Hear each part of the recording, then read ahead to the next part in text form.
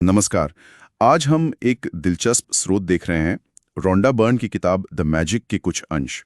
ये अंश दावा करते हैं कि एक शब्द है जो सदियों से पवित्र ग्रंथों में छिपा हुआ बताया जाता है और वो सब कुछ बदल सकता है। जी हाँ, बिल्कुल। और किताब का जो केंद्रीय विचार है वो ये कि ये छिपा हुआ शब्द है कृतज्ञता, ग्रैटिट्यूड। और इसे समझना और इसका अभ्यास करना लेखक के अनुसार जीवन को पूरी तरह से बदल सकता है। तो आज की हमारी चर्चा का मकसद यही समझना है कि स्रोत के अनुसार ये कैसे काम करता है, इसके व्यवहारिक निहितार्थ क्या हैं। बिल्कुल, देखते हैं ये किताब क्या कहती है। तो स्रोत एक रहस्यमयी बाइबल मार्ग का उल्लेख करता है। जिसके पास है उसे और दिया जाएगा, और जिसके पास नहीं है उससे वो भी ले लिया जाएगा जो उसके पास है। पहली नजर में तो ये थोड़ा अन्यायपूर्ण सा लगता है ना। हाँ, बिल्कुल। सुनने में बहुत अजीब लगता है, कौन छीन रहा है, क्यों छीन रहा है। लेकिन यहीं से बात दिलचस्प होती है। स्रोत के अनुसार जब हम इसमें वो छिपा हुआ शब्द कृतज्ञता जोड़ते हैं तो मतलब साफ हो जाता है। अच्छा, कैसे? जिसके पास कृतज्ञता है उसे और दिया जाएगा, जिसके पास कृतज्ञता नहीं है उससे वो भी ले लिया जाएगा जो उसके पास है। ये है स्रोत का मूल दावा कि कृतज्ञता ही प्रचुरता की मतलब समृद्धि की कुंजी है। वाह, तो मतलब पूरी व्याख्या ही बदल गई कृतज्ञता शब्द डालते ही। और स्रोत इस विचार को आकर्षण के नियम से भी जोड़ता है, लॉ ऑफ अट्रैक्शन, कि समान समान को आकर्षित करता है। हाँ हाँ, बिल्कुल।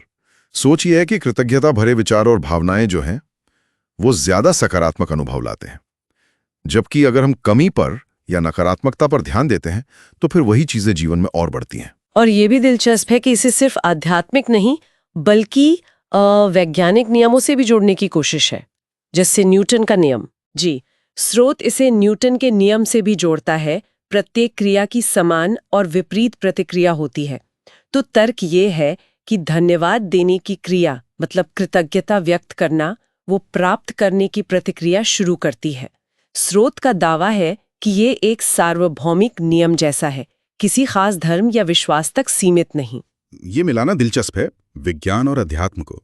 स्रोत ये भी बताता है कि कृतज्ञता का अभ्यास कोई नई चीज नहीं है, ये हजारों साल पुराना है। हाँ, और ये ईसाई धर्म, इस्लाम, यहूदी धर्म, बौद्ध, सिख, हिंदू धर्म, लगभग सभी बड़े धर्मों और कई स्वदेशी संस्कृतियों के मूल में है, ऐसा कहा गया है। और आइंस्टीन, न्यूटन, गांधी जैसे महान व्यक्तित्वों का भी जिक्र है कि उन्होंने भी इसका अभ्यास किया। जी, स्रोत के अनुसार आइंस्टाइन दूसरों को दिन में 100 बार धन्यवाद देते थे।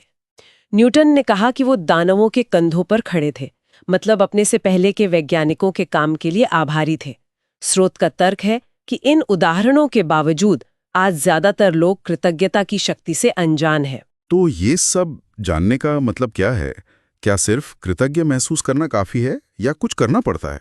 नहीं, यहीं पर जोर है। स्रोत कहता है कृतज्ञता को सिर्फ महसूस नहीं करना बल्कि इसका अभ्यास करना है, उसे प्रैक्टिस में लाना है।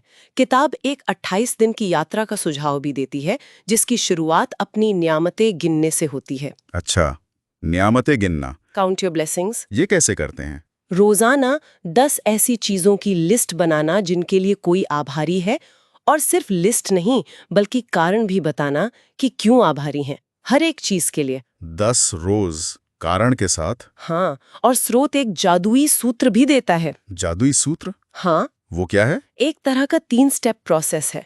पहला, जानबूझकर धन्यवाद सोचें और कहें। दूसरा, जितना अधिक आप ऐसा करते हैं उतनी ही अधिक कृतज्ञता महसूस होती है, ऐसा दावा है। और तीसरा, जितनी अधिक कृतज्ञता आप महसूस करते हैं उतनी ही अधिक प्रचुरता आप प्राप्त करते हैं। यहाँ महत्वपूर्ण है गहराई से महसूस करना। सिर्फ मैकेनिकल थैंक यू नहीं। नहीं, बिल्कुल नहीं, उसे फील करना जरूरी है स्रोत के मुताबिक। स्रोत में लेखक अपने व्यक्तिगत अनुभव भी बताती हैं ना, कर्ज से मुक्ति, रिश्ते, स्वास्थ्य। हाँ, दावा है कि लेखक ने खुद इसका अनुभव किया। कर्ज से बाहर निकली, रिश्ते सुधरे, स्वास्थ्य बेहतर हुआ, खुशी बढ़ी, सब कुछ कृतज्ञता का अभ्यास करने से बदल गया।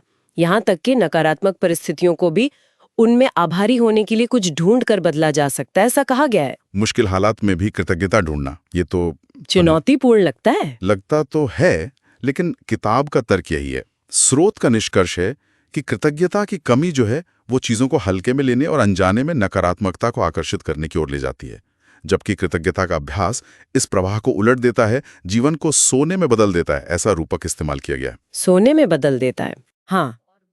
और अगर हम इसे बड़ी तस्वीर से जोड़ें तो स्रोत ये सुझाव देता है कि कृतज्ञता न केवल बाहरी परिस्थितियों को बदलती है बल्कि व्यक्ति को स्वयं भी बदल देती है अंदर से। तो कुल मिलाकर इस स्रोत का सार ये हुआ कि कृतज्ञता केवल एक भावना नहीं बल्कि एक सचेत अभ्यास है, जिसे स्रोत के अनुसार सार्वभौमिक नियमों से जुड़ा हुआ बताया गया है और जिसमें जीवन को बदलने की क्षमता है। हाँ, सार तो यही है। और स्रोत से एक अंतिम विचार जो उभरता है वो खलील जिब्रान के एक उद्धरण से है जो स्रोत में शामिल है।